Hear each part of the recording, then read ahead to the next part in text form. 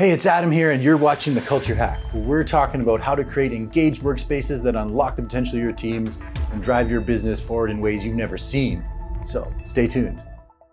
Hello, and welcome to The Culture Hack. Today is super exciting. I have Chris Hylton with me. He's the founder of CG Hilton, and he's got just a long list of decades of experience dealing with engagement. So I'm pretty excited to hear your wisdom, Chris. Welcome. Thanks so much for coming on. Oh, thanks, Adam. I think we're in a similar space. Without engagement, we don't have anything to do. So we like being engaged with our clients. I started doing HR consulting probably 25, 30 years ago and have continued that ever since. And I really love HR consulting because it gives you a chance to strut your stuff and prove clients that they're really not completely lost in the wilderness, that there are pretty simple ideas you can bring to the table. And I've also developed expertise in employee benefit plans and personal finance. And then we added a mental health component, just because mental health makes such a big difference in terms of engaging employees in the workplace. And if they're not engaged in work, and if they're engaged in things relating to perhaps their son has a drinking problem, or there's some marital issues, so we help to solve that and get people back focused on the job. So yeah, thank you. Gotcha. No, I love that. I love how you've had this path where you've kind of grown and just solving the people problems that people have to deal with day to day, right? Yeah. And the funny thing is, I mean, it's not funny to the clients, but the funny thing to us is a lot of these problems are relatively simple to explore. It's the old story, you can't see the forest for the trees, right? You're right involved in it, and oh my God, what am I going to do?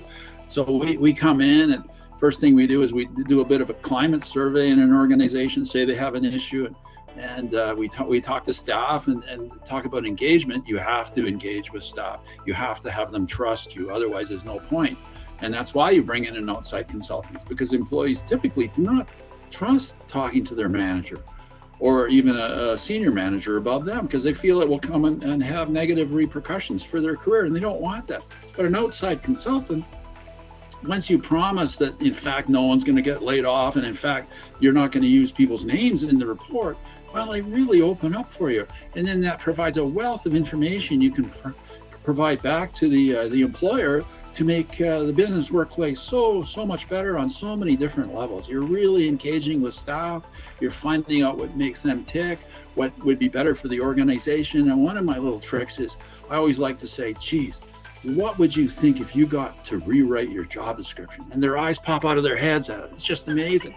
They can't believe that no one has ever asked them that, right? And some of them might have job descriptions.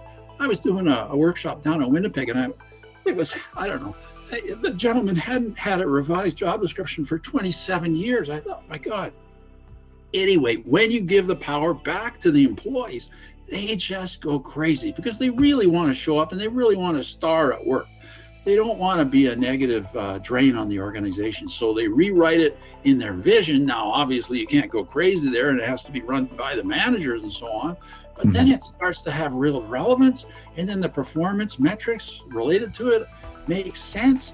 And perhaps there's a training quotient that needs, because, Chris always wanted to do marketing, but he doesn't know the first thing about marketing. Well, geez, it'd be easy to Chris up with some courses and so on. So all of a sudden, the whole workplace culture has turned around. I love it. You make it just sound so magical. Like you just kind of like come in there and this, that, and the other. But, it can be formulaic, right? Like my background's engineering, and now I deal with people, and it's we call it people engineering. Yeah. Well, so, just on that note, you've heard of the Gallup Organization, right? Oh yes, yeah. They've been around for centuries. Anyway, they did a study back, I don't know, the 80s or the 70s or something like that, and they came up with something called the 12 good questions. And those are fascinating questions because they have nothing to do with technical skills, have everything to do with people's emotions, their creative side, whether or not they're being thanked on the job, if they have the right tools to do the job. And so we love to introduce some of those questions into our discussions with employees, because once again, never has anyone asked them, have you been thanked on the job this week? Stuff right? Like that. And once the word gets out, then it's so funny because the organization is almost instantly changed. People walking up and down the fall, all the managers are saying, gee, thank you, Adam. Thank you, Chris. You know, they probably haven't said thank you in 3 years, and all of a sudden the whole organization. Everybody's sounding like a bunch of Canadians then, right? Oh, thank you, thank you, thank you. Yeah.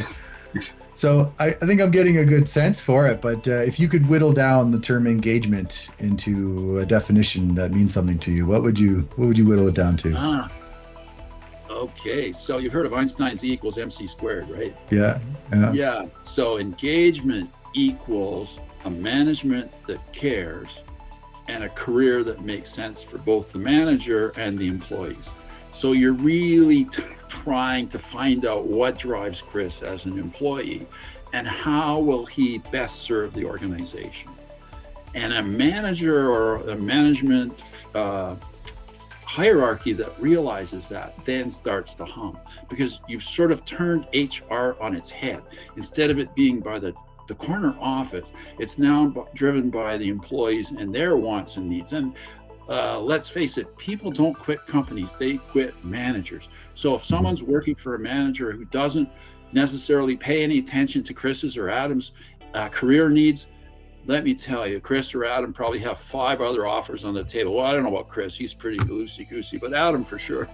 And so it's very important. Just remember that E equals MC squared. I love these kind of silly little mnemonics. Yeah, no, I love that, right? You know, and if we stick with that, you know, analogy, a tiny amount of mass can turn into a huge amount of energy. And, you know, so too with people, right? Just a little bit of care and compassion and listening, and boom, all of a sudden.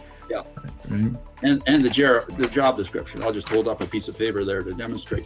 If it's out of date, if you can rip it up and start it again from the fundamentals. What are we trying to do? Who are we serving? What tools do I have? What training does the employee have doing this job? Then you start to build something for not only for their career, but for the foundational success of the organization. And it really works. I love that. Do you have any specific stories that come to mind where you had clients that had specific problems and you've been able to help them through? Oh, we have so many. Yeah, I don't know. One of my favorites. Okay, here I shouldn't mention any names, but it's a region of Alberta where they produce a lot of corn. Okay. And the municipal government there, without mentioning any names, was absolutely petrified.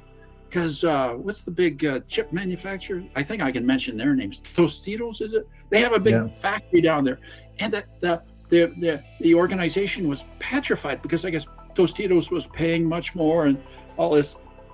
And so they said, Chris, everybody's going to quit. We don't know what to do. We're so petrified. The whole town will come to a grinding halt if anyone quits and goes works for across the street. So we dutifully did a survey. We did the Gallup 12 questions. Guess what? Resonating employee feedback. We love our managers. We love working for this organization. We don't want to cross the street for $10,000 more, right? So the question begs the question, why do you have to bring in an outside consultant to find out that everybody loves you? But hey, we joined the gig, enjoyed the gig, so it was kind of fun. Yeah.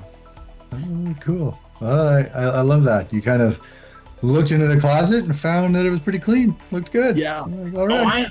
I have another good one. Okay, so an engineering firm. I can't remember the name. Oh, well, anyway, I won't. They do GPS work. And this isn't just little GPSs. This is little GPSs, but big things, like they'll attach it to trains, icebreakers, planes. Mm-hmm. And I don't know, they had about 120 engineers working there. And I don't know if you've ever had a survey done by engineers, but they go crazy on the number of questions. And their questionnaire was 120 questions long. Wow. And I think many of them were free form, like comment on this, how did the sky get blue? So you got pages and pages of responses back, and literally 1.5 feet of surveys. They said, Chris, we don't know what to do. We got all this data, but we can't process it. So enter Chris, like this is where I put on my Zorro costume or whatever, Superman, because I love this sort of stuff, because I've been working with engineers for years, and they often miss the important points. So I went through it. I think it probably took me an hour. They said, well, you have 4 problems: communications, silo mentality, lack of knowledge around what the job is, and I forget what the fourth one is, but they all went, "Huh, how'd you do that?" I said, "Well, it's the forest and the trees again, right?" So, well, those are just a couple of success stories where I love it. We've had fun. Have fun. Right? It seems, whenever I talk to people like this, it seems like the answer is, well, you go back to the basics. What's your job description? What do you do? What does that person do? And where do you hand it off? If you figure that out, you'll be way better off. Right? And then I don't know if I can throw in a little pitch for strategic planning here. Often strategic planning is completely divorced from HR, and it shouldn't be, because it should be sort of part and parcel. And I often run into strategic planning experts, and the charts look great, and they've maybe talked to the board of directors, and maybe they've talked to the executive council, and they're all set to go, and they're having a, I don't know, 8-hour strategic planning session, and dumb old Chris comes along and says, "Hey guys, where's your data?" And they all look at me like I have two heads. They say, "Okay, you've talked to the board of directors and you've talked to the executive group. How many other stakeholders do you possibly have in your organization? Where's the data from them?" And they go, "Oh, you're right. Geez, our existing clients, we didn't talk to them. Our regular staff below the executives team, we didn't talk to them. We didn't talk to perhaps funding agencies are involved if it's a not-for-profit or a charitable organization." So then they run away and they get the data, and then the strategic planning process actually is useful because they have data. So, I love that.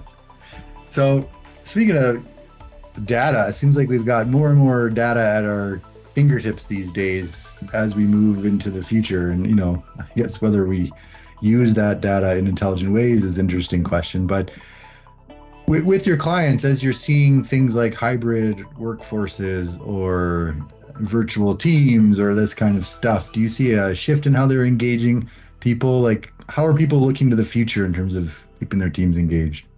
Well, we're at a time of transition, and here I'll trot out another tired phrase, back to the future. We tried virtual, and then we realized that, Chris the alcoholic is still getting away with murder, and it looks like he's there, but actually he's never there, and he's never engaged, and his productivity is way down. And he was supposed to mentor Jamie, who we just hired, and that's not working. So we got to get back to work.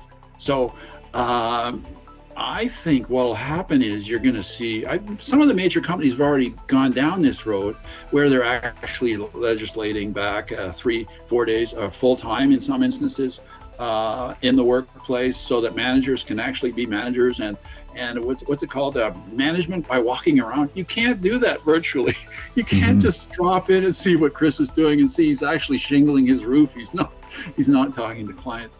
But I see this as this COVID thing as being a kind of an aberration in the high touch success of perhaps the questions that Gallup raised, over 50 years ago, and firms that embrace that will be able to be much more successful than those that have completely caved into the remote work setting. That's not to say that the remote work setting doesn't have any value. Certainly for some organizations it does, and it works great. Well, that's wonderful if you have that particular skill set of employees. But I think for most organizations, they need people actually at work, talking at the water cooler, being mentored, telling stories, sharing stories, having activities, doing things together as teams rather than just straight virtual. I love it. So back to basics, and E equals MC squared. Simple as that, right? There we go. Perfect. Well, thank you so much, Chris. I really enjoyed your insights, and I think more importantly, your energy is contagious. I feel very excited now for the afternoon, so thank you. Thank you. Yeah, very much appreciate it. Thank you. Hey, thanks for watching The Culture Hack. Do you want to chat culture and engagement? Give us a call and come on the show.